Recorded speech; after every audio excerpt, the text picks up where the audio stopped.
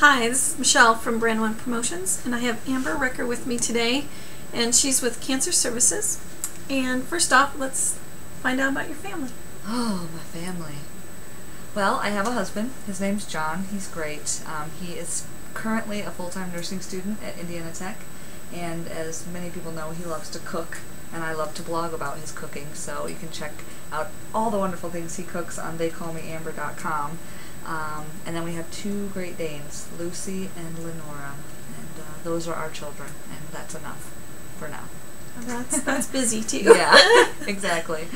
So, I know that you're the Director of Marketing and Development at Cancer Services. This is true. Share a little bit about what you get to do there. Sure. Cancer Services is a local nonprofit organization, and we actually help people who have been diagnosed with cancer in our community. So, you know, there are research-based organizations. That is not us. We are a 100% local, 100% privately funded organization, and we help people with cancer by providing financial assistance, free health supplies, complimentary care like oncology, massage, those types of things.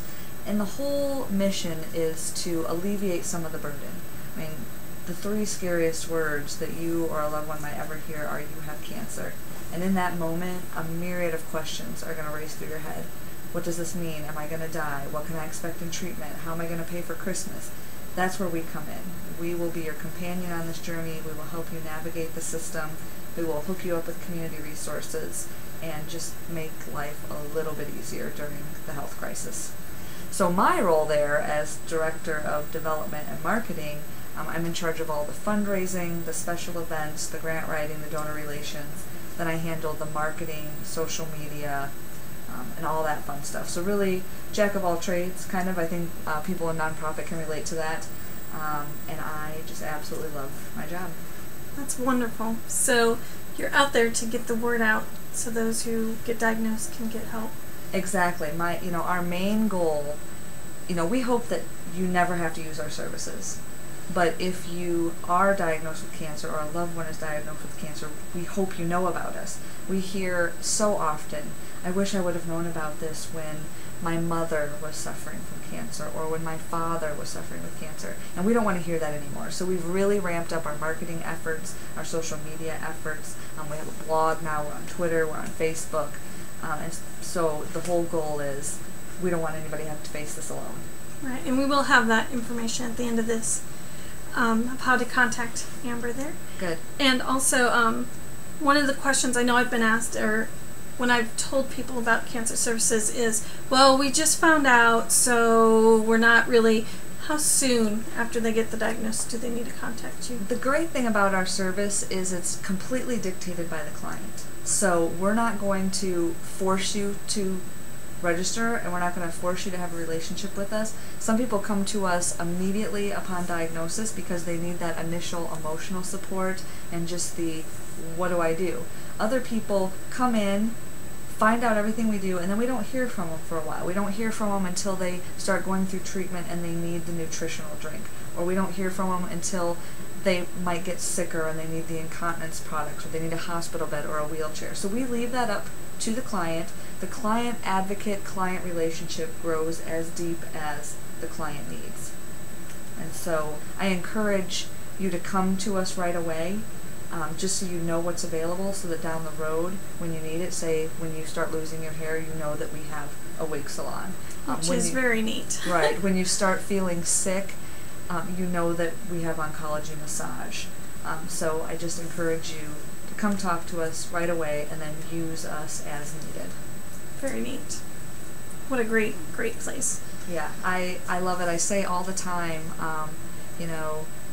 I love my previous job, which was a great job, but this is the type of job that feeds my soul. Every day when I go to work, I know that every ounce of energy I put into my job directly translates into real help for people in our community, and that's just, I'm blessed. Absolutely. And our community is blessed to have yes. a resource like this, because not every community, there are only 5 agencies like ours in the nation. There are some agencies that have the health supplies but maybe not the emotional support. Our social work aspect is what makes us really unique. Definitely. Very good.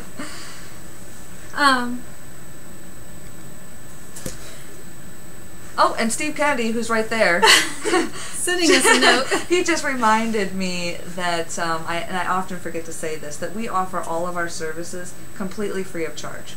So I don't know if that's what you were trying to remind me, but that is a good thing to remind everyone about. Oh, that is very huge. Regardless of your ability to pay, the emotional support, all the health supplies, the durable medical equipment, the nutritional drink, everything, support groups, oncology, massage, all of our programs are free. And we serve people with all types of cancer in Northeast Indiana. So it's not just breast cancer or just women or just children. It's anyone with any diagnosis. Thank you, Steve, who's right there.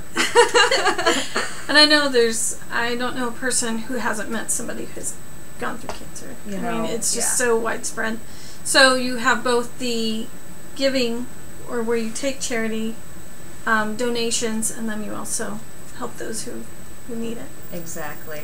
And that's a good point, too. I said we're privately funded, meaning we don't receive any government funding, which allows us to have the freedom to adapt our programs to our clients' needs instead of meeting guidelines of the government. But that also means that we rely on the community to support our services. So we have 3 fundraisers a year. We get a lot of support from foundations, individual donors, corporate donors. So we're blessed that the community sees a real need for our services and they support us. Which is great, which takes us into another area that you're in, which is a Bus to Move co-chair for Fort Wayne Derby Girls. And I know they are very big in the cancer in October. Exactly. I'm one of the founding members of the Derby Girls. I've retired and hung up my skates in October, but this will be the 4th year for Bus to Move, and I am the co-chair of that event.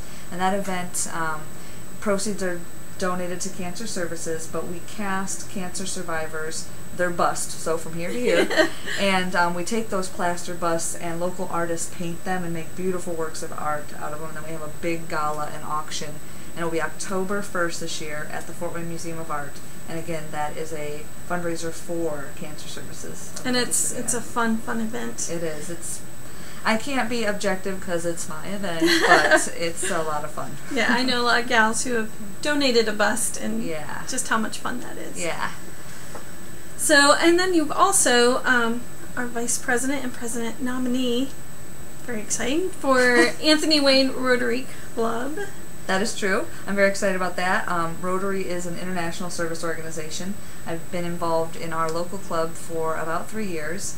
And, it's just another way I like to give back to the community. I'm really into philanthropy and service, and that's an organization I really believe in, making big differences not only in the worldwide level, but local level as well through our service projects. That's a member organization, and I love bringing people to visit our club and become members, so hit me up if you're interested. It's a great organization.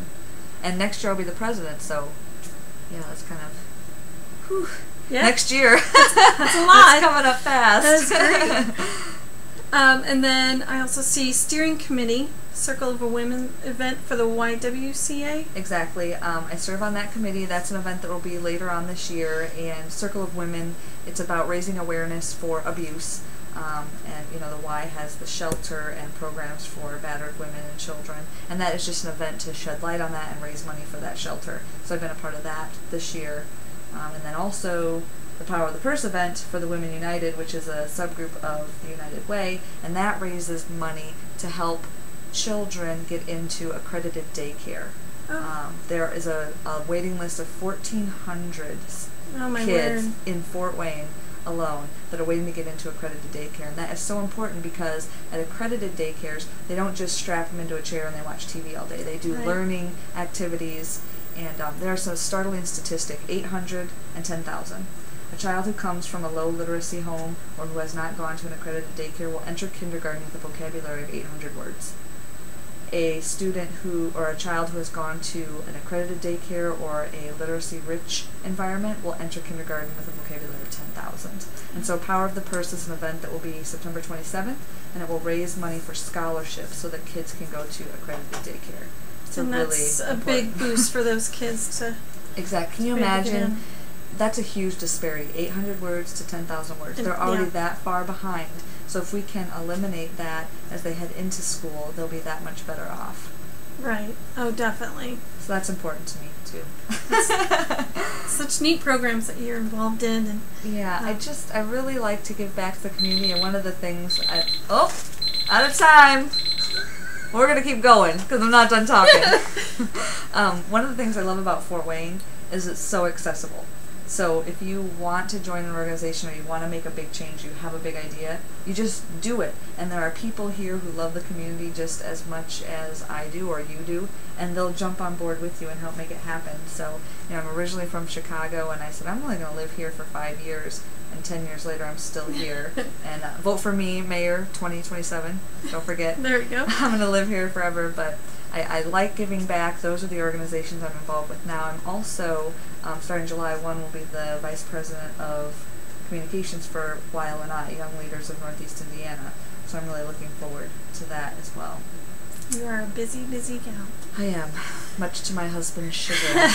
But with such great things that you're doing for this community, and we appreciate that. Thank you. Thanks for letting me talk about it. Absolutely. We love to hear about, different programs that people can participate and help you out. Yeah. And just build up this community. Yeah, if anybody wants to get involved in any of those initiatives that I talked about, just let me know. I'll get you involved. And we'll definitely have her contact information here at the end. Awesome. And is there anything else you'd like to share? I don't think so. It's Friday afternoon. You know what that means. Time to go. Time to go. Thanks so much for your time. Thank you.